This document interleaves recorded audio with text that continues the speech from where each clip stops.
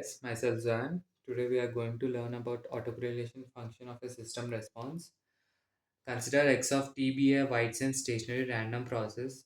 Then the autocorrelation function of the output phi of t is ry of t minus t plus tau equal to expectation of phi of t into y of t plus tau. From this we can write from the definition of the convolution y of t in terms of impulse response and input response. Upon simplifying this equation, it can be written as expectation of x of t minus tau 1 into x of t plus tau minus tau 2.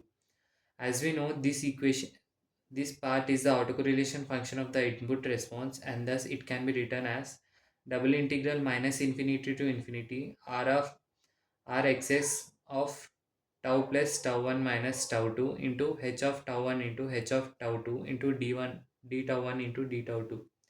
From this, it can be written as a double fold convolution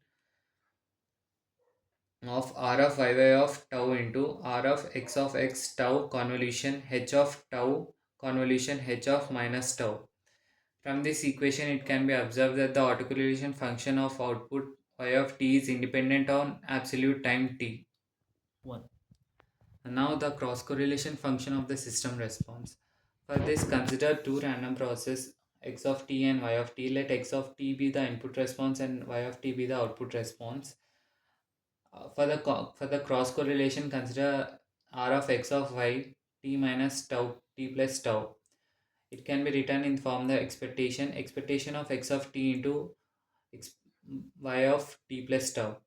Upon considering this output response in terms of input response and impulse response, it can be written as integral minus infinity to infinity h of tau 1 into x of t plus tau minus tau 1 into d tau 1.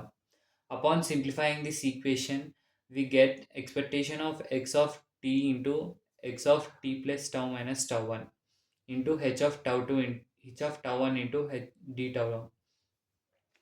As we know, this expression is the autocorrelation of the input response, and it can be written as integral minus infinity to infinity r of x t plus tau minus tau 1 minus t into h of tau 1 into d tau 1. Upon simplifying this equation, we get r of x of y into tau 1 equal to integral minus infinity to infinity h of tau 1 into r of x of y in r of xy tau minus tau 1 into d tau 1. From the definition of convolution, it can be written as r of x of y tau is equal to r of x into r of x tau convolution h of tau. Similarly, for r of ryx of tau equal to integral minus infinity to infinity h of minus tau into rxx of tau minus tau 1 into d tau 1. From this both equation, it can be observed that the cross correlation function also depends upon tau and not the absolute time t. Thank you.